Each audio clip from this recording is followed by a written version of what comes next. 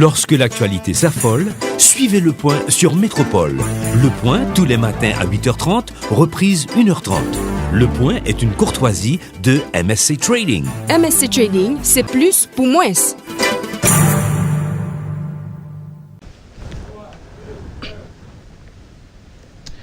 Bonjour. La crise persiste, on n'est pas sorti de l'auberge. Le président a créé une commission pour représenter le palais auprès des secteurs. L'opposition a sa commission également pour faciliter la passation de pouvoir. Mais à travers cette crise, il y a de graves conséquences. Aujourd'hui, les hôpitaux sont quasi dysfonctionnels, l'insécurité bat son plein, l'école ne peut pas fonctionner, donc on est dans une crise qui a des impacts sur tout, notamment l'économie, avec une inflation de 19,5%. Et si on parle des produits alimentaires, on parle de 22,6% d'augmentation sur un an. Donc la crise est là et il faut trouver une solution. Dans ce contexte, on a de nombreuses propositions de sortie de crise. Il faut continuer à réfléchir, il faut continuer à essayer de comprendre d'où vient cette crise, comment on peut la résoudre. C'est dans cette optique que ce matin, j'ai avec moi le professeur Irard Jadot, qui est professeur en sciences politiques, chercheur, éditeur, qui, pendant longtemps, a été chercheur en planification à l'Université du Québec à Montréal. Professeur, bonjour, bienvenue. Bonjour, merci. Professeur Irard Jadot, on est là dans un contexte particulier, contexte de crise. Évidemment, il serait mieux aujourd'hui qu'on puisse parler de perspectives, de regarder Haïti dans les 25 prochaines années. Mais non, malheureusement, on va devoir parler du factuel. Aujourd'hui, on a une crise. Quel regard portez-vous sur ce qu'on vit en Haïti aujourd'hui? Je porte un regard d'abord d'analyste. Je ne suis pas un acteur, et je dirais un acteur engagé dans la lutte politique. Je n'ai pas d'ambition politique.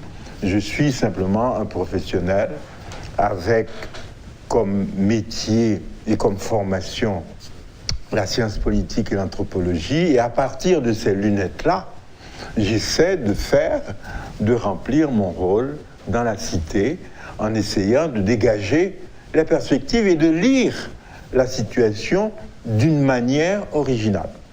Et une manière originale et éclairante pour les uns et les autres. Voilà. On a besoin de ça, justement, aujourd'hui, une lecture éclairée, c'est ce qu'on va essayer d'avoir. On a un président qui est décrédibilisé. De l'autre côté, on a une opposition qui, depuis quelques années, essaie d'avoir le départ de ce président, mais n'arrive toujours pas. 4 semaines de paralysie des activités dans le cadre d'une grande mobilisation. Comment vous vivez tout ça?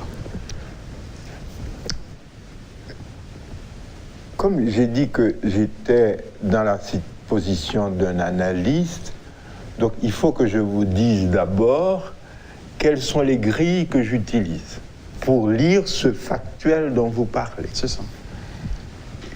Moi, j'utilise 2 premières grilles. La première grille que j'utilise, c'est vraiment un regard très précis porté sur la géohistoire de ce pays. Je crois que, et souvent lorsqu'on entend les uns et les autres parler, ils oublient que ce pays est une île, et même une moitié d'île, dans un certain sens. Et ce pays a une histoire. C'est un tout petit pays. Sur le continent américain, vraiment, tu sais, les 12 millions d'habitants d'Haïti ne font pas le poids devant la masse d'un pays comme le Brésil, vous voyez, ou bien le Mexique, ou bien ne parlant même pas des États-Unis. Donc, il faut qu'on puisse à chaque fois utiliser cette lunette-là pour comprendre que les solutions que l'on peut retrouver et appliquer ici, ne sont pas les solutions que l'on retrouve sur son chemin à Miami ou à New York. Donc on ne peut pas plagier. on peut pas plagier. Il faut inventer. C'est-à-dire, il faut avoir une conscience de ce qui est, de l'existant, de manière à pouvoir poser le diagnostic et surtout ne pas se tromper de pays. Mais on ne peut pas. Haïti n'est pas Cuba. Et Cuba, ça fait 111 000 km². Vous-même, vous en êtes 27 000. Vraiment à 28 000. Donc, c'est pas la même chose. Hein? De même que vous n'êtes pas la Guadeloupe. C'est pas la même chose encore. Et donc, c'est ça. Donc, ça, c'est la première grille qui est importante. La deuxième grille qui est importante, c'est que, surtout dans un petit pays comme ça, il est absolument fondamental d'avoir une vision stratégique à long terme. C'est-à-dire, et moi je dis toujours, il est important qu'aujourd'hui dans ce pays, on réfléchisse toujours à l'horizon 2054. 2054, c'est le 250e anniversaire de l'indépendance d'Haïti. Et lorsque vous calculez, 2054-2019, ça fait 35 ans. C'est pas beaucoup, 35 ans. 35 ans, c'est à peu près 7 mandats de président. Constitutionnel normal. Constitutionnel habituel. Donc, c'est un peu un adulte qui naîtrait aujourd'hui. En 2054, il aurait 35 ans. Donc, ce serait un jeune adulte, quelqu'un dans la force de l'âge. Mais la vie d'une société se construit sur le long terme, pas sur le court terme. Le court terme, c'est comme quelqu'un qui regarde vraiment, et qui a le nez collé et à la fenêtre, et qui ne voit pas la forêt qui est juste en face. Donc c'est important. Donc comme grille, c'est ça un petit peu ma deuxième grille d'analyse. Très bien. Maintenant, parce que vous avez cette grille pour comprendre que Haïti a son histoire, Haïti a sa réalité, il ne faut pas juste prendre une solution qui a été appliquée au Brésil, aux États-Unis et la déposer ici en Haïti. Comment expliquer cette réalité à travers l'histoire? Cette réalité qui veut que les présidents soient contestés. Il y a cette tradition de coup d'État. On en a vu beaucoup depuis 86 et même un peu avant. Donc, comment comprendre tout ça à travers l'histoire, professeur Janotte? On peut comprendre, écoutez, pour comprendre ça, je vous propose de prendre un peu de distance et de faire un petit retour en arrière à 86. 86, c'est la fin d'à peu près un quart de siècle de régime autoritaire. Quel que soit le jugement que l'on puisse porter sur les réalisations de ce régime-là. Simplement, en 86, comme il s'agissait d'un régime autoritaire et que le contexte international était dans ce que l'on a appelé la troisième vague de démocratisation. Et cette troisième vague de démocratisation comprenait essentiellement, pas uniquement, mais essentiellement les pays d'Amérique latine. C'est-à-dire, vous voyez, l'ensemble des pays d'Amérique latine avaient traversé la période d'avant 86 dans des régimes autoritaires, militaires, dictatures, etc. Et Haïti était dans ce lot-là.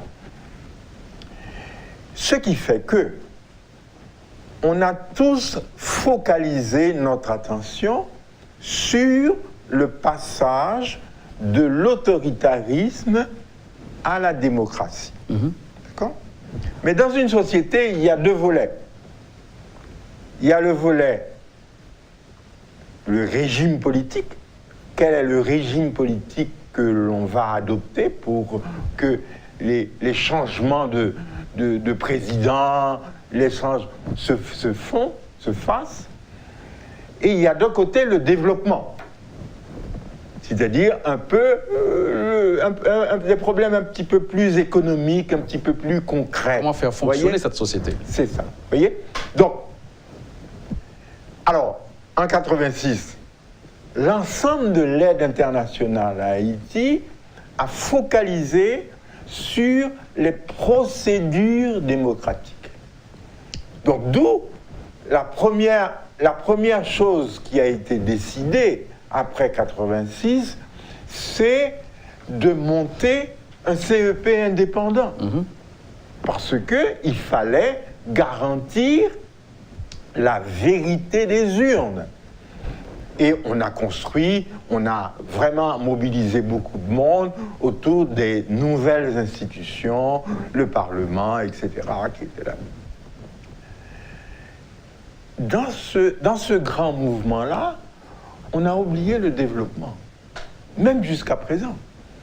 Jusqu'à présent, au niveau de la démocratie, je pense qu'on s'entendra facilement qu'il y a des pas extrêmement positifs qui ont été faits. On ne sommes plus dans un régime autoritaire, dictatorial, etc. Vous voyez, la liberté de la presse est garantie, la liberté de réunion est garantie. Il y a des acquis. Etc. Il y a énormément d'acquis. Mais nous n'avons pas fait de suivi avec l'autre volet développement.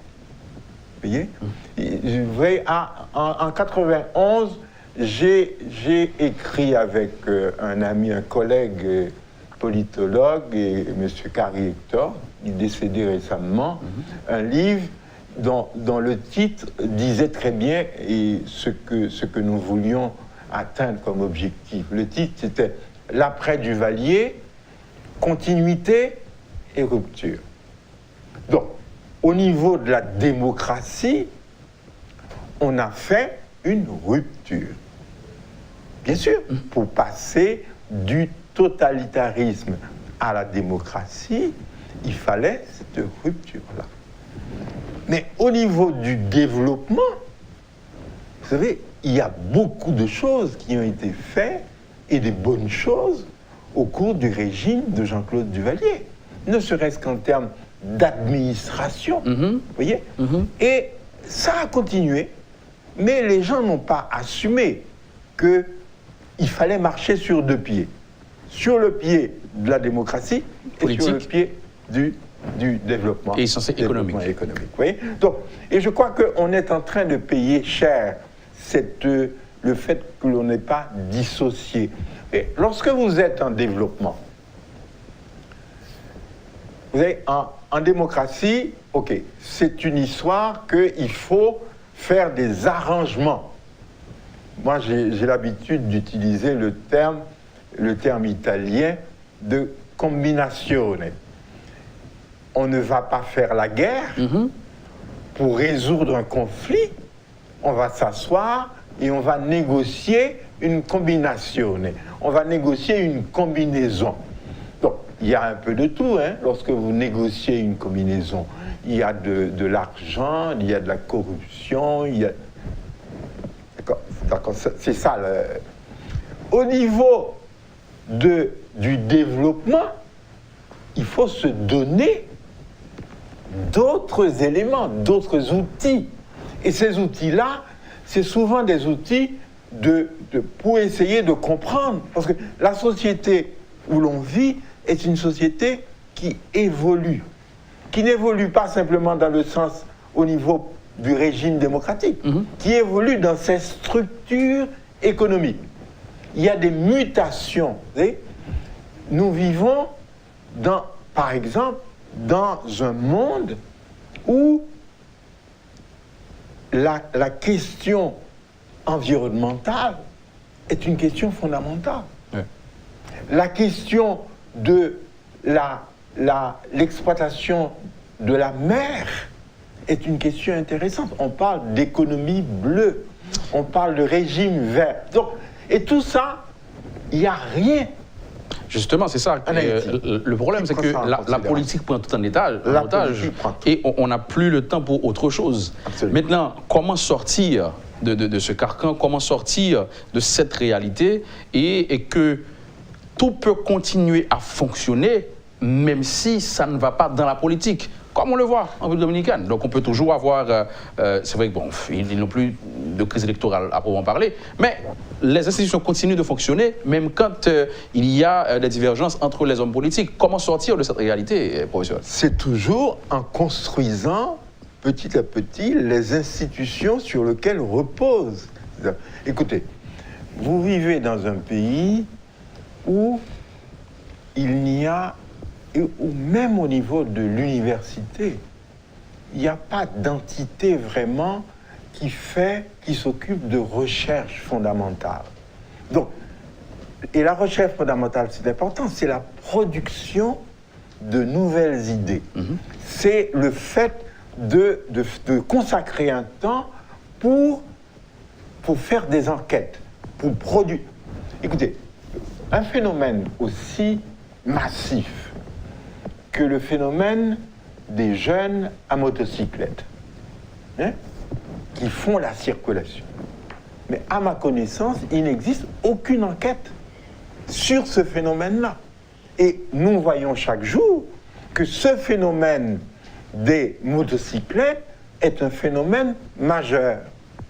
Le phénomène que chacun puisse avoir un téléphone, c'est-à-dire un appareil mobile où il communique avec les uns et les autres, il n'y a pour le moment aucune enquête scientifique qui a été faite parce qu'il n'y a pas d'organisme universitaire des think tanks qui fait dont l'objectif, dont la mission est de faire des enquêtes là-dessus. Donc, on a un problème.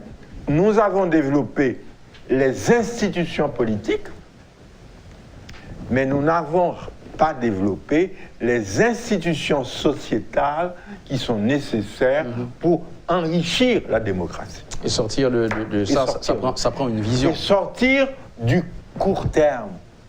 Oui. Justement. Lorsque deux hommes politiques ou un président de la République négocie avec un groupe politique, il négocie des arrangements quasiment qui sont de court terme.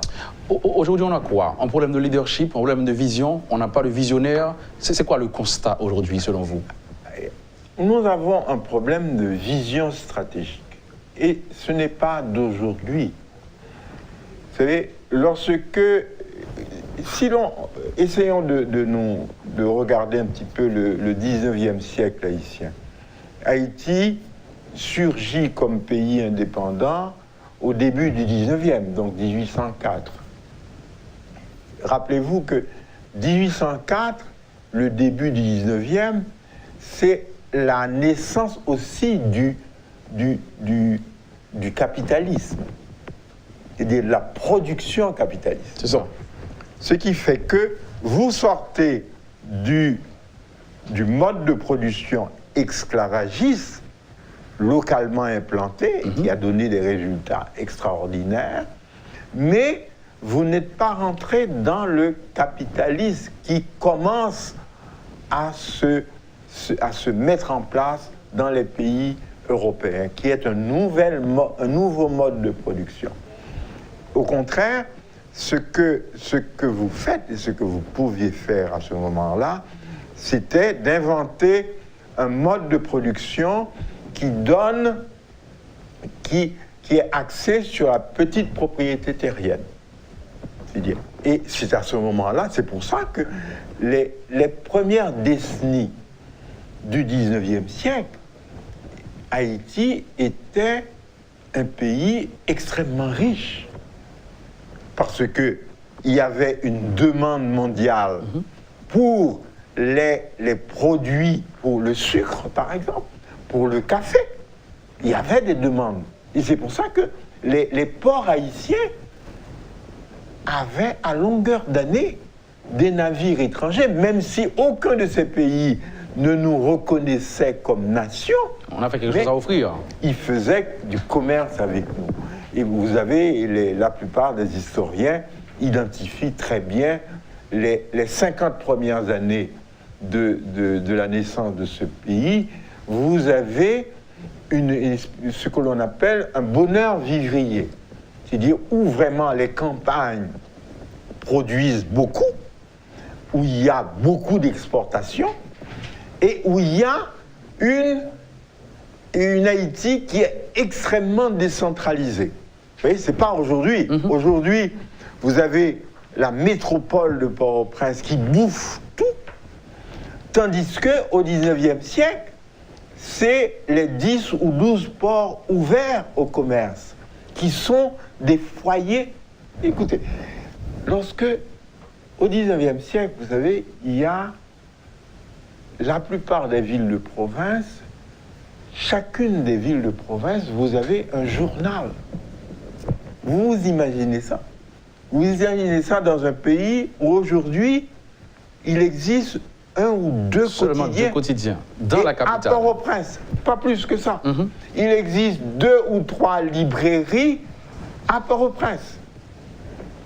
L'occupation américaine va venir, et l'occupation américaine, justement, pour combattre l'instabilité politique, va fermer tous les ports ouverts. Il ferme tous les ports. Ne serait-ce que pour contrôler pour mettre de l'ordre dans les douanes. Et le régime de Duvalier, par crainte des invasions, va encore fermer les ports de province. Donc, il y a une vie de l'Haïti profonde. Donc c'est pour expliquer qu'on a toujours manqué de vision. Donc c'est pas, ça ne date pas d'aujourd'hui. Ça ne date pas d'aujourd'hui. On va marquer la pause, professeur, mais avant, j'aimerais vous demander, parce que vous parlez de démocratie et de cette transition, je dirais, qui a été mal faite, si on peut le dire ainsi.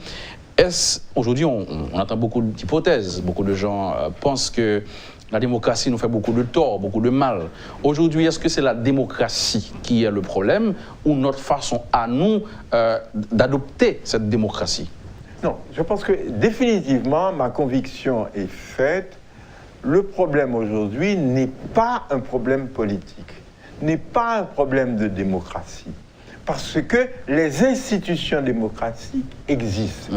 Ce qui est un problème, c'est que nous n'arrivons pas à produire de la richesse collective dans ce pays. Donc c'est un problème de développement. Il faut que nous puissions arriver à nous donner une vision de notre développement à long terme. Oui, mais avec l'instabilité politique, c'est impossible. Non.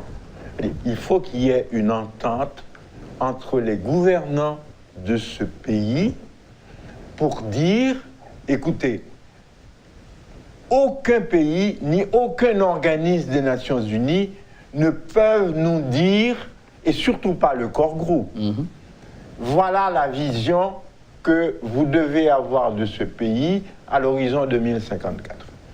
Il faut que ce soit les Haïtiens, les responsables haïtiens qui s'assiedent à un moment donné et qui disent voilà ce que nous voulons.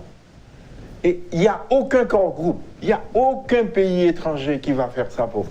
C'est peut-être là l'importance de cette conférence nationale, tant souhaitée, tant demandée, mais qui n'arrive toujours pas. Il faut à un moment donné que les Haïtiens puissent se dire on va aller vers ça et on va se donner tel ou tel moyen. Maintenant, il faut d'abord trouver un consensus politique pour le faire. Et c'est là que le bas blesse. On a entendu beaucoup d'appels au dialogue et jusque-là, il n'y a pas eu de dialogue. Professeur, marquons la pause. On sera de retour très vite pour aborder d'autres sujets. Irard Jadot, professeur en sciences politiques, chercheur, éditeur, est avec nous sur le plateau de Le Point ce matin. Merci de rester avec nous. On marque une pause. On sera de retour très vite après. Le Point est une courtoisie de MSC Trading. MSC Trading, c'est plus pour moins. Merci d'être encore avec nous à la rubrique Le Point de ce matin. Il est professeur en sciences politiques, chercheur, éditeur.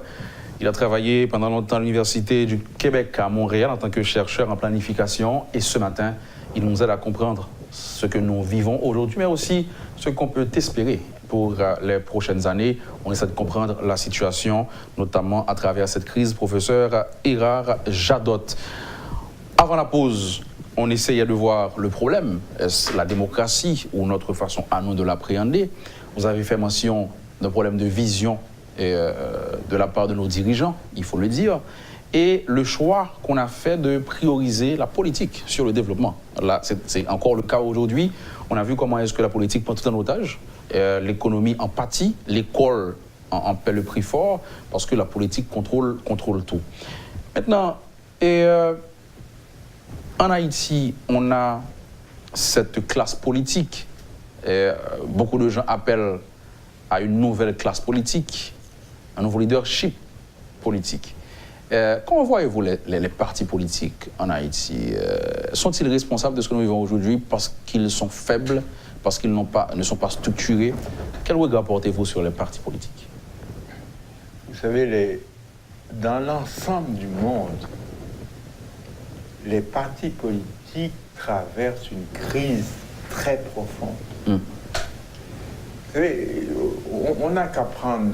Prenons l'exemple d'un pays aussi, un vieux pays comme la France, avec de vieux partis politiques extrêmement bien implantés.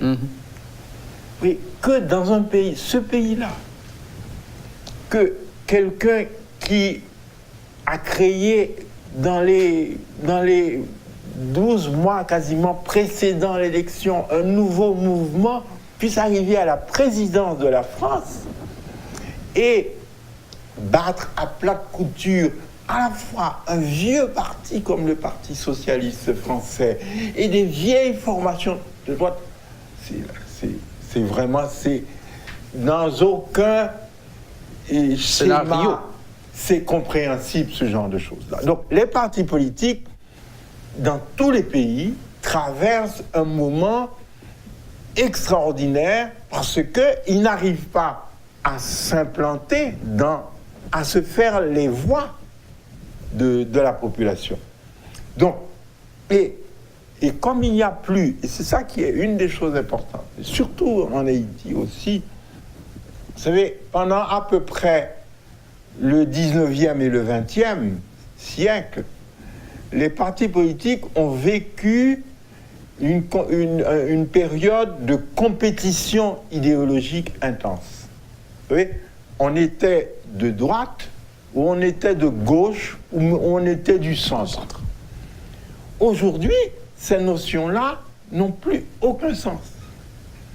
Donc, à mon avis, même l'absence de compétition idéologique fait que les partis politiques actuels ont quasiment oublié deux choses fondamentales.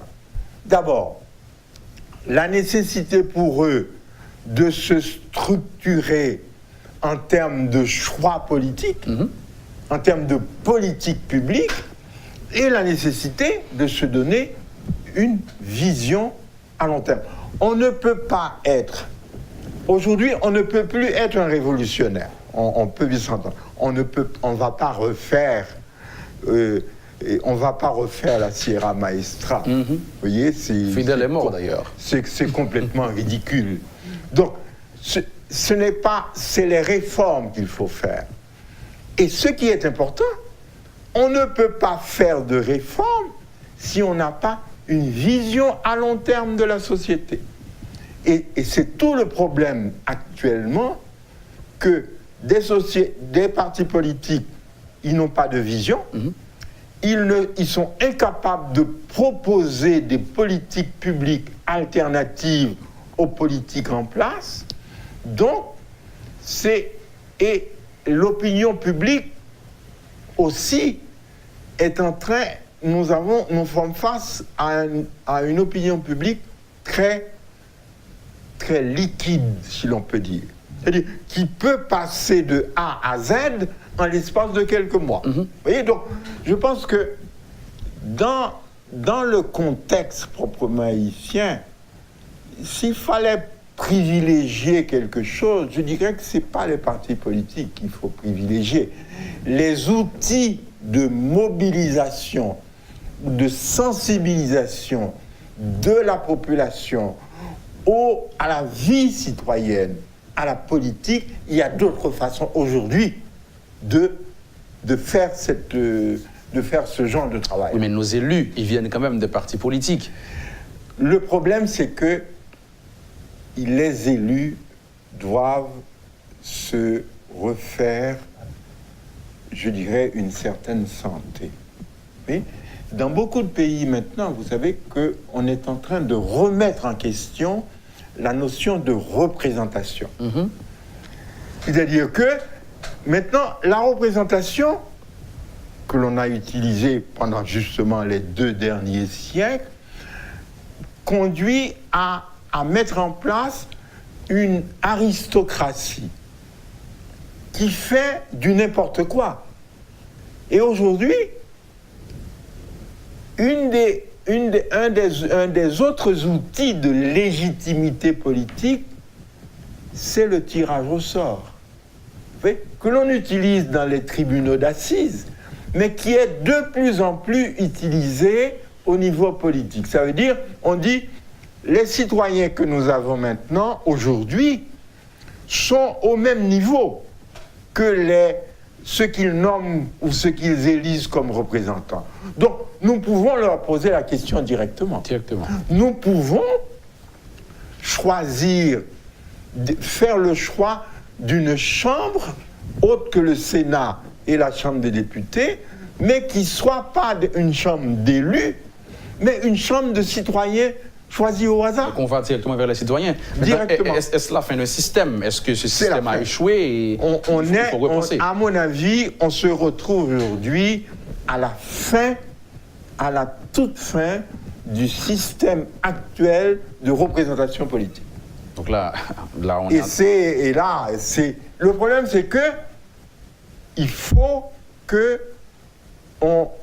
arriver à se donner des instruments démocratiques qui n'excluent pas ce genre d'outils. Ce genre d'outil-là est là et va continuer à prendre de l'importance. Professeur Jadotte, on est à un carrefour où on se demande de quoi l'avenir sera fait. Et c'est un bras de fer entre le président et l'opposition. Et dans tout ça, il y a cette réalité où l'école ne fonctionne pas vraiment. On a des doutes sur l'avenir de nos jeunes. L'université, vous l'avez dit, est dépassée aujourd'hui. Qu'est-ce que l'université a proposé depuis des dizaines d'années pour sortir le pays de sa situation? Donc on a peur. On se demande, est-ce que vraiment l'avenir d'Haïti est tracé, est défini? Est-ce qu'on va vers une occupation étrangère? Est-ce que vous voyez venir?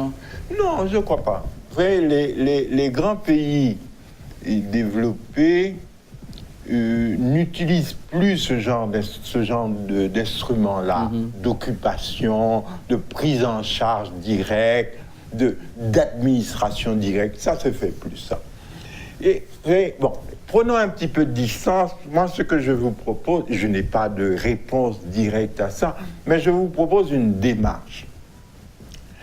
Et le professeur Leslie Maniga, dans une des dernières conférences qu'il a prononcées, je crois, à Paris, à peu près en 2001, et a esquissé 6 scénarios d'avenir possible d'Haïti.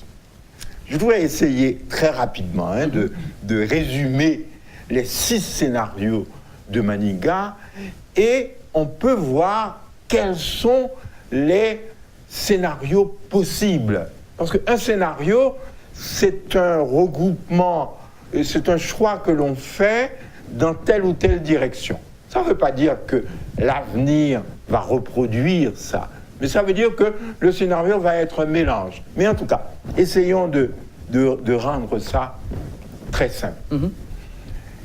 Et donc, Maniga proposait 6 scénarios. Les 2 premiers scénarios, il les a énoncés, mais il a mis de côté. Il a dit c'est peu probable. C'est peu probable. Quels sont ces 2 scénarios? Premier scénario, il dit, c'est que finalement, la société haïtienne décide d'un retour dans le giron français. Ça veut dire que la France, qui maintenant a le vent en poupe, décide de remettre ensemble les départements français d'Amérique et Haïti.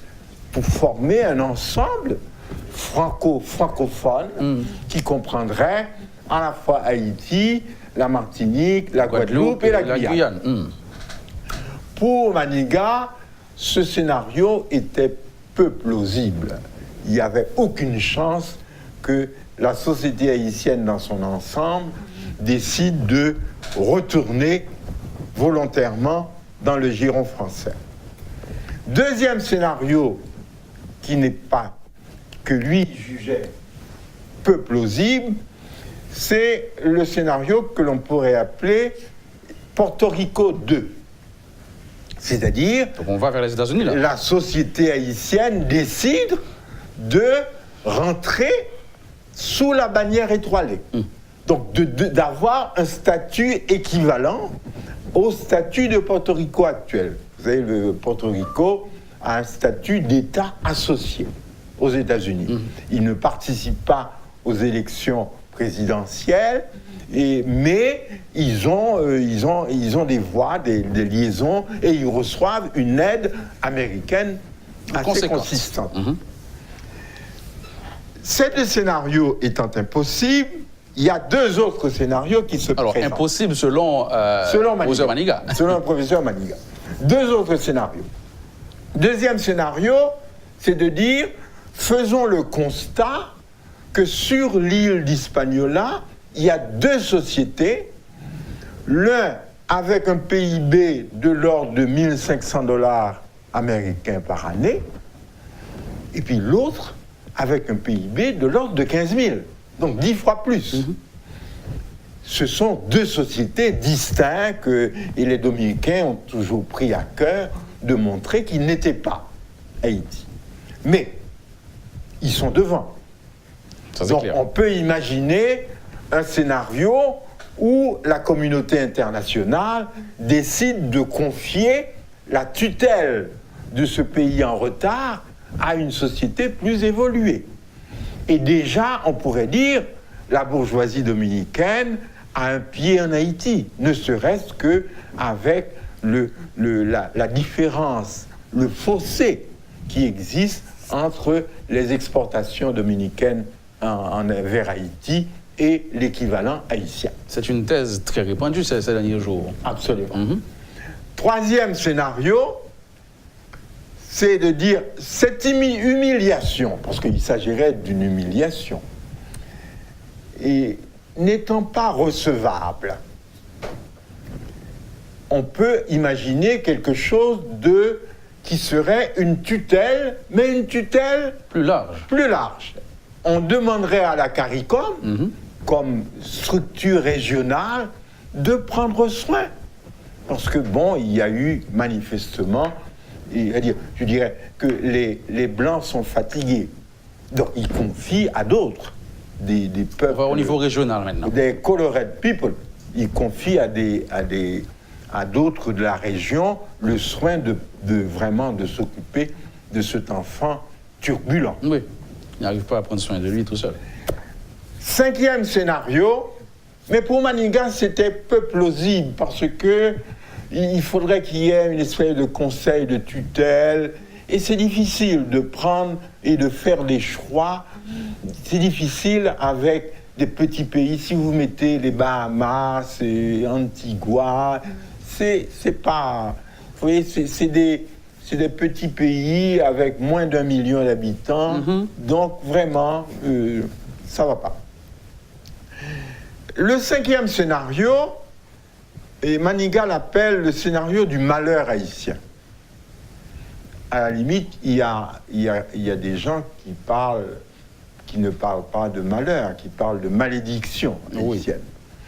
C'est-à-dire, voilà un pays qui est né, si je reprends le mot de Edmond Paul, sur des hauteurs incontournables et incontournées, et qui aujourd'hui est vraiment dans la fange.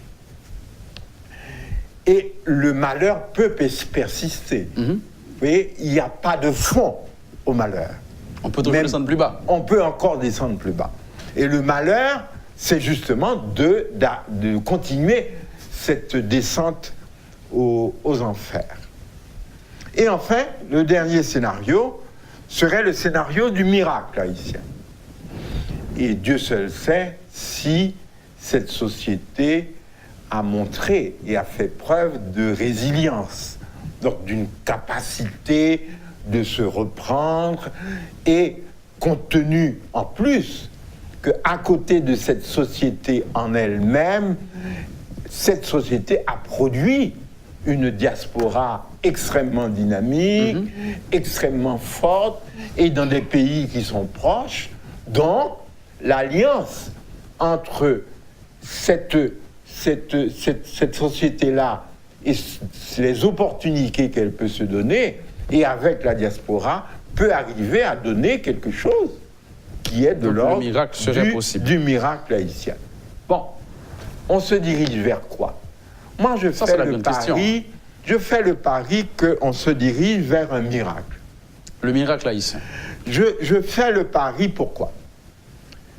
Je fais le pari parce que, vous savez, nous sommes dans un monde, et c'est ça qu'il faut maintenant entrevoir et bien voir ça. Nous nous trouvons dans une situation qui est équivalente à ce qui était la situation haïtienne et vraiment avant l'indépendance, c'est-à-dire entre 1791 et 1804.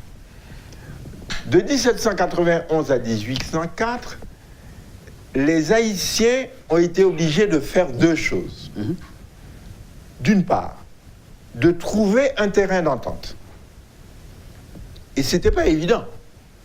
C'était pas évident du tout que les affranchis qui avaient quand même des privilèges, qui jouissaient des privilèges, qui avaient un pouvoir d'achat important, puissent s'unir à des esclaves, dont ils possédaient aussi des esclaves. Donc, il y a eu quelque chose qui s'est produit et qui est très simple. Je pense que, et celui qui nous donne l'illustration de ce genre d'entente, c'est Pétion. Pétion arrive, retourne en Haïti dans les vaisseaux, dans les vaisseaux de Leclerc. Mais lorsqu'il arrive, il dit très bien, si les Français gagnent, on va rétablir l'esclavage. Et si on rétablit l'esclavage, je vais me retrouver à Madagascar. Il n'y a pas d'autre solution. Et Napoléon ne va pas faire dans la finesse. Et c'est uniquement ça qui nous donne ce réflexe. Une motivation. La motivation qui fait que les affranchis en général, les mulâtres haïtiens, disent le pari que l'on puisse faire, c'est le pari d'une alliance. On est dans le même bateau, donc mieux vaut avancer ensemble. Absolument. Maintenant, non, j'oublie que il y a quand même le deuxième volet. Allez-y. Le deuxième volet est simple. Et le deuxième volet est symbolisé par Toussaint Louverture. Toussaint Louverture fait une analyse géopolitique de la situation mondiale. Et il va passer comme ça de la France à l'Espagne, de l'Espagne à l'Angleterre, et il va jouer toutes les puissances pour arriver au résultat de l'autonomie haïtienne.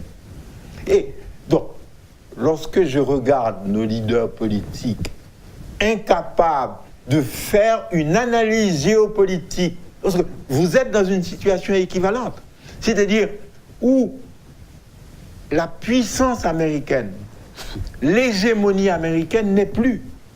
C'est fini ça. Vous êtes dans un monde multipolaire, c'est-à-dire avec aussi bien les États-Unis comme puissance, mais avec le Brésil, avec le Mexique, avec la Chine. Donc, si vous, comme petit pays de 28 000 km², vous n'êtes pas capable d'avoir l'intelligence stratégique pour comprendre où sont vos intérêts collectif. C'est ça. Et c'est ça qui est le génie de Toussaint Louverture. Donc là, donc ça veut dire que ce qui est important aujourd'hui, en 2019, c'est que vous puissiez avoir un nouveau Toussaint Louverture. Donc les conditions sont réunies pour une entente. Absolument. Et malgré la réalité, nous prouvons le contraire, avec tous ces appels au dialogue et que jusqu'à présent, rien n'est fait. Et Haïti, malheur et miracle, si on peut le dire ainsi. Entre le malheur et le miracle. Entre le malheur et le miracle. Le malheur est collectif, le miracle peut être individuel, parce qu'aujourd'hui, on a des petits miracles. On a ceux qui essaient quand même de se débrouiller avec le peu qu'ils puissent avoir, nos peintres, nos écrivains. Non, le miracle, c'est de miser sur l'intelligence collective. Oui, mais pour l'instant, on n'a que des miracles individuels. Oui, on n'a que des miracles individuels. C'est pour ça qu'il nous faut des dirigeants qui misent sur l'intelligence collective. Et miser sur l'intelligence collective, c'est un gros mot pour dire qu'il faut prioriser l'éducation, la santé. C'est ça que ça veut dire. Vous misez sur le fait que chaque Haïtien est un petit Mozart qui est en train de sommeiller là, est un grand musicien, un grand mathématicien. C'est ça qui est l'intelligence. Ça prend des gens ça prend des gens ayant une vision. C'est ça, c'est justement ça la question. Une vision stratégique. Donc, et il faudrait faire un cours pour tous les candidats aux fonctions politiques. Il faut arrêter d'improviser, de tâtonner. Absolument. Il faut avoir une vision claire, bien définie et savoir vers où on va. Maintenant, c'est aussi là peut-être que l'international sera utile. Quand vous avez votre vision claire, votre objectif, votre cible, l'international peut entrer dans votre moule et ne pas venir vous imposer. Et l'international n'a pas les moyens d'avoir une vision. Le corps groupe c'est une addition des intérêts collectifs de chacune des nations qui composent le corps groupe. Le corps groupe ne peut pas dire nous allons avoir une vision stratégique d'Haïti d'ici à 2054. C'est absolument, je dirais que c'est épistémologiquement impossible. Donc c'est à vous de définir votre vision. Maintenant, demandez aux étrangers de venir vous aider à travers votre vision. Définitivement. Professeur Jadot, merci. Ça a été un plaisir de vous parler ce matin. Merci.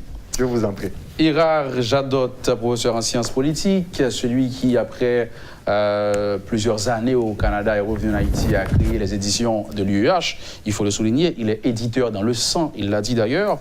Chercheur, professeur en sciences politiques, il était avec nous sur le plateau ce matin de la rubrique Le Point. Merci à vous d'avoir été avec nous.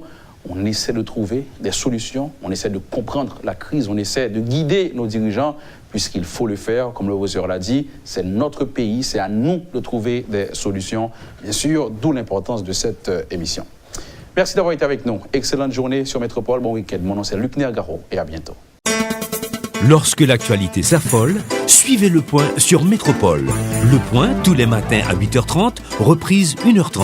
Le Point est une courtoisie de MSC Trading. MSC Trading, c'est plus pour moins.